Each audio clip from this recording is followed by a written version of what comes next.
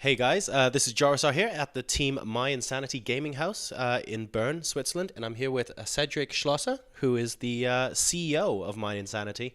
And I'd like to ask him maybe some of the questions that people obviously want to ask, but also some of the questions that maybe don't get asked very often about gaming houses and what it's like running a team. So to start us off with, can you just introduce yourself and maybe explain a little bit of the history of mYinsanity, like from founding or its history up until today? Yeah, sure. Hello, guys. My name is Cedric Schlosser, as you said. I'm 21 years old right now, so pretty young, but I'm getting 22 soon.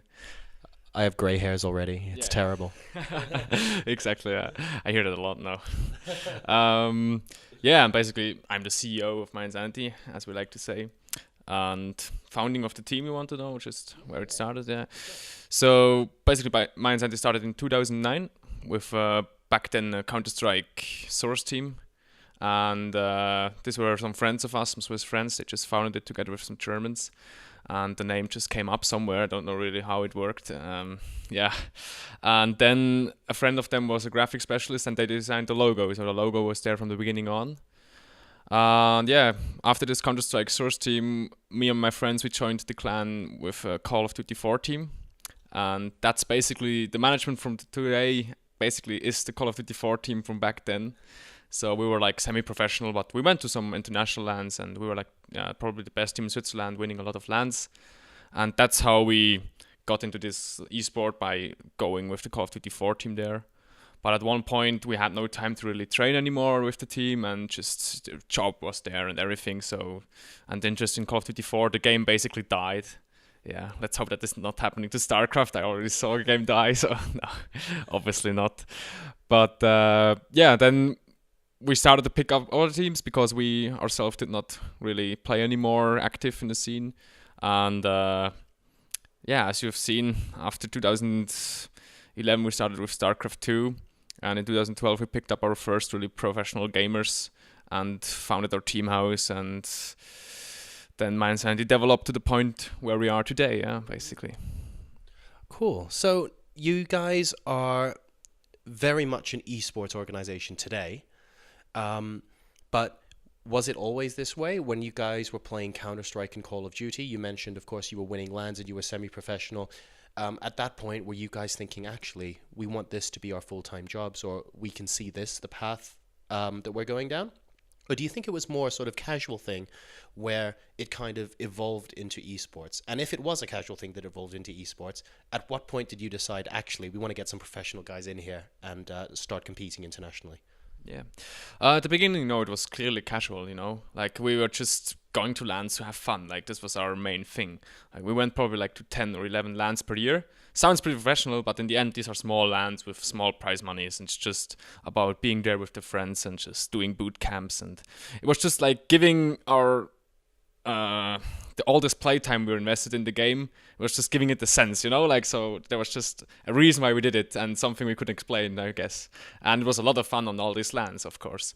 Yeah, so, and then basically the first thought about pro gaming, about getting pro gamers, was when we founded the team house. It sounds weird because actually we founded the team house before we got the pro gamers, because we just wanted to live together. Like, the Call of Duty 4 team, the management just wanted to live together. We never really intentioned to really have a big pro team, But at this point, when we searched the house, we were just like, why not get a bigger house, So, and then we were like, let's have all our friends who are gamers in the house. So the first few months of the house, they were just our StarCraft friends, from the Swiss StarCraft players. They were here.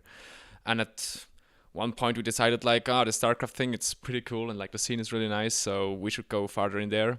And with our main sponsor, Bison, they wanted to jump they wanted to help.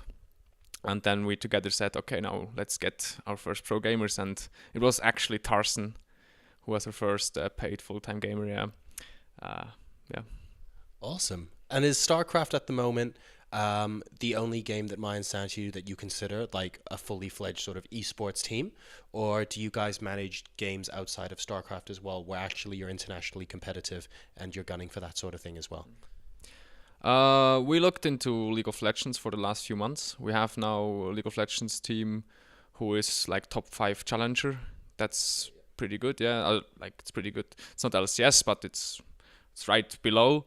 So they played also in this Coke Zero Challenger League and all this stuff, and they're doing really good in their training and scrim matches. And yeah, we hope that there something will develop, but they're definitely a team who can compete on close to the top, and we hope that they can take the step to go further. Yeah. Are they moving in anytime soon?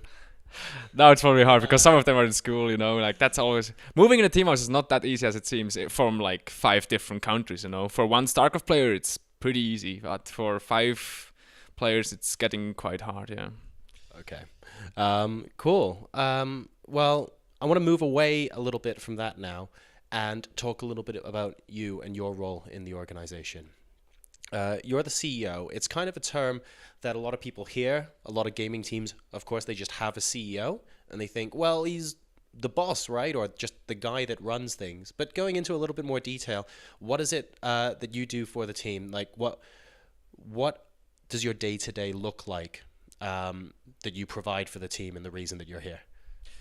Yeah, man, the term CEO, we actually just used that because in the international community, no one really...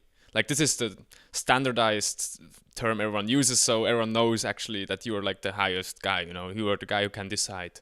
So that's the thing why we use it. And the daily life, actually, we don't really have full-time employees. Like myself, I'm not employed by mYinsanity. We have all a normal job, daily life. But my daily mYinsanity day, what's like the whole evening and the weekends, it just looks like that.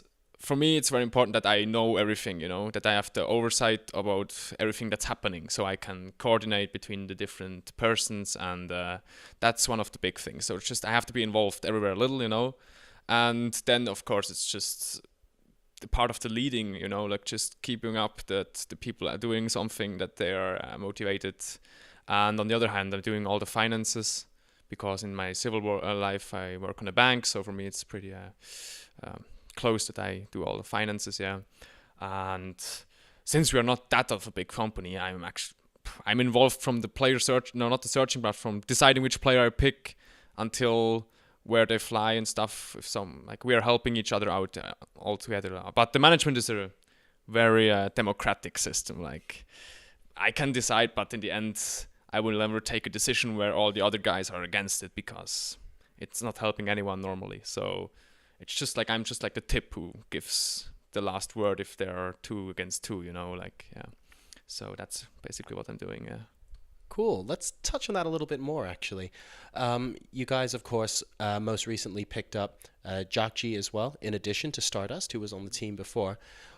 What goes into searching for and recruiting these players? Because let's not forget, you know, it's mYinsanity is not Jakji and Stardust. You guys have a big roster of players. There were lots of different type of players from very different backgrounds that you guys have recruited as well. What goes into that thought process, and how do you go about choosing? If you can give us a bit of insight into how that happens. Yeah, I think there are like 2, or let's say there are 3 different kinds of players in the market. There are players who are doing really great right now, and they are obviously a pick who could consider, you know. Let's say that's no one would ever not like to pick Jaedong, you know. Just he is there, he is giving results, he is just an obvious pick if you can afford him, you know. Then there's like the player who is an up and coming talent, like you think he will doing great in some times, you know. Like he is not. I'm not talking about the master player. I'm talking about like high GM with potential to the closer to the top, you know. And then there's the third player who is really, he is known, but his results will probably never, like he was perhaps once time with his results on a really good level, but right now he's just in the, he's like in the fading scene, you know, like players who just, they were good, but they're just not really getting it. So for me, obviously the only 2 for me really interesting are the first 2. And that's actually, yeah, and then the picking is, we have some like standards we like.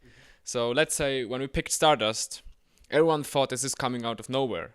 But this is actually not true, because 3 months before we picked Stardust, he was in Germany and won an ESET Masters offline tournament for like $5,000.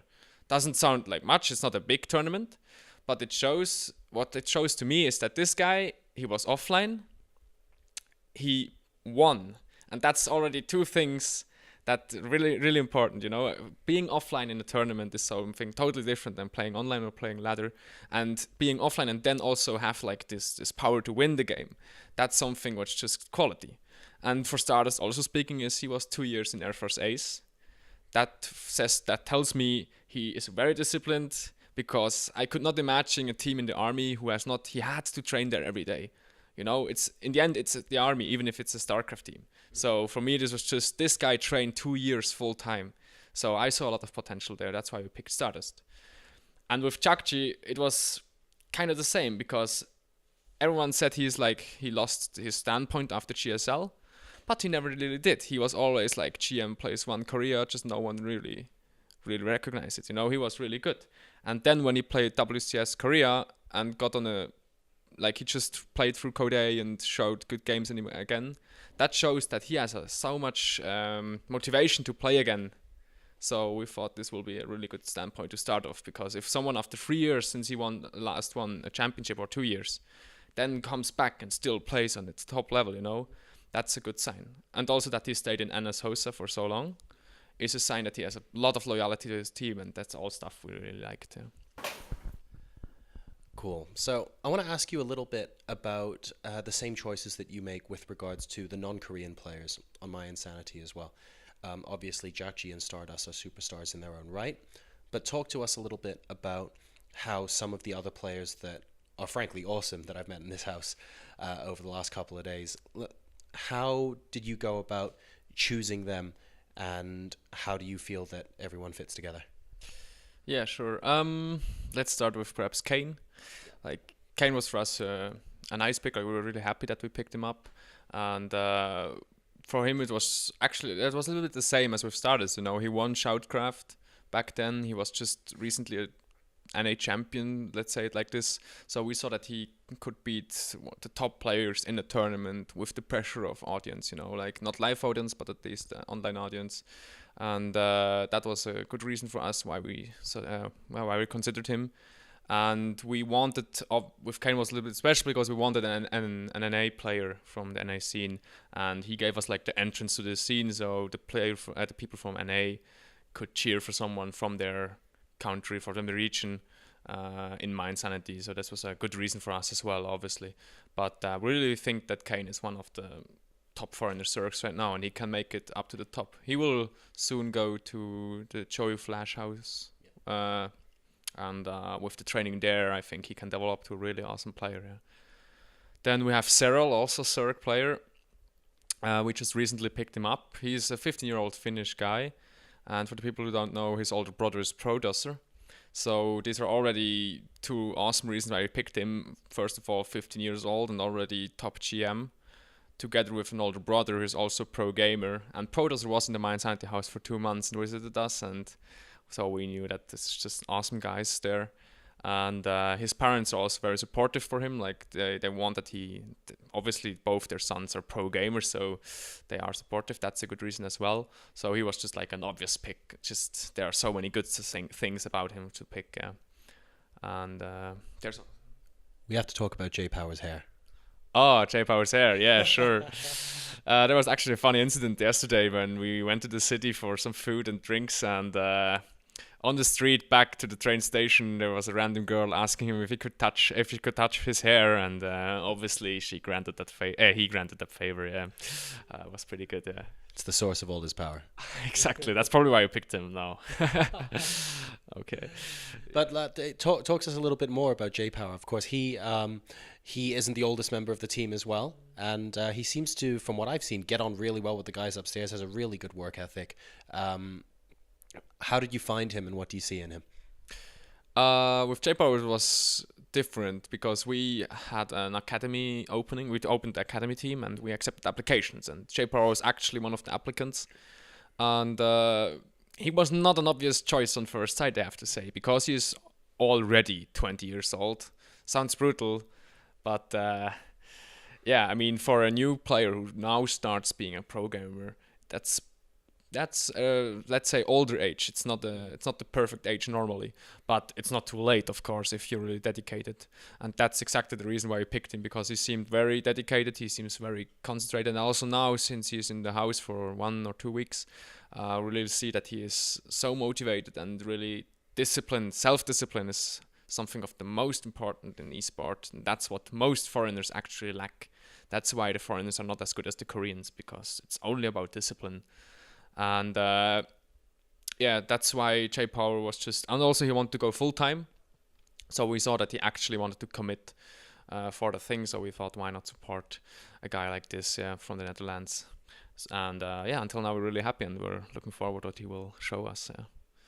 Sounds great. All right. I want to dovetail a little bit into something you said earlier on as well, particularly with Cyril, where you mentioned actually he has, of course, parents who are very supportive of both himself and his brother being pro gamers. How have you found that in your position? It's asked quite a lot from people that, oh yeah, well, pro gamers, what do their parents think? What do their friends think?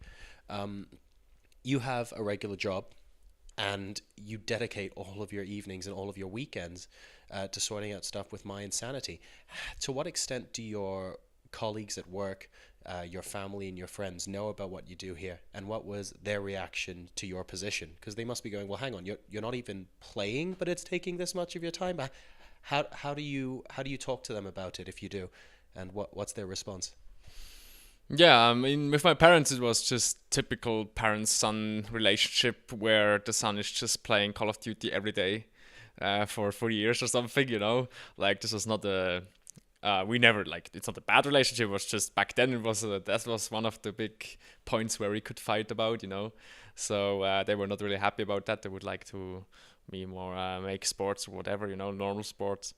And... but when we started to go to LANs and when we started to win some stuff, what they think changes pretty fast, because they see that you're going with friends, they see that you're doing some stuff in real life, you know, so they like it. And today with the house, it's absolutely amazing. Like, the parents also see that what we're doing, and they see sometimes they watch even something when I tell them, hey, we're now on air or something, so they will watch the team. And yeah, I think that today they're really standing behind me. And at work, it's basically the same thing. At the beginning, it's most of the times a little bit weird, like, but my boss in the where I worked at the bank, I just switched, but my boss there, at the end, he even watched himself, you know, or he was on Facebook and liked our posts, because it's just, after a year with me, I will talk every day about esport normally, at least for some minutes. So after sometimes people just getting dragged into, also in the army where I am, like my officer colleagues in the army, after some time with me, they will all know about esports, because just what I'm talking about. Yeah, I'm doing it the whole day. Like, it's not like I'm not doing anything at work for mYinsanity, because obviously during the day there are a lot of stuff you can only do during the day, business hours. So there's also a lot to do there. But I think the most people are, after some time, they're really supportive, and it changes how the people think about it. Like 5 years ago, I'd say that people were less open to esport and gaming than today. Like, people, it's just something, it's not that special anymore. It's just like, they're like, oh, I can imagine that, you know, like, they see with all the new media and all the people getting dragged into the internet, you know, they are getting more used to stuff like this. So I think the acceptance will grow with every year. Yeah. Awesome. Last quick question to touch on this. Did your family shift at all, like the way they viewed esports, when you actually said, oh, I'm going to stop playing now, but actually now I'm going to go on and manage a team? How did things change for you, if they did at all? Change for me or for family? Okay. I mean, for me, a lot of things changed. Like, I had to accept that I will not be the guy who is in the main light, you know, like, or who's on camera, you know. And for sometimes that was a little bit like, yeah, I wanted to play, you know, I wanted to win. I wanted to have like the pokers and stuff, because that's what we did, and we wanted, that was our dream, you know. And now we are helping other guys to fulfill this dream. But after some time, you're getting used to it, and today I like it more to just be there and support my players. I love it. But I basically hate to watch games of my players. Like, it's the worst thing for me. I'm just, Like Stardust Streamac win. I was in the army back then, so I was just lying in my bed like morning at 2 o'clock or something, and just close to dying. Really, like just that was the worst. But in the end, it worked out. Yeah. I think some of it paid off. You guys can't see it, but the first place check is right above this one. All right. Well, yeah, thank you very much for taking the time to have a chat to me. Hopefully, it's given people a little bit more insight into exactly how the gaming house works, a bit of history around the team, and what your role here is as well. Is there any particular shout outs you'd like to give before we close out? Yeah, obviously, shout out thank you to you that you came here and make the interviews, and thanks to our sponsors, Bison and eSport Clothing. And guys, stay tuned. Soon there will be a new awesome sponsor announced. And cheer for mYinsanity. Help us. Thank you, guys. Yeah. Cool. Sure, there are absolutely no other sponsors? No other sponsors. Nobody at all. Just checking. That was it. Thank you. All right. Cool. Have a good one, guys. See you later.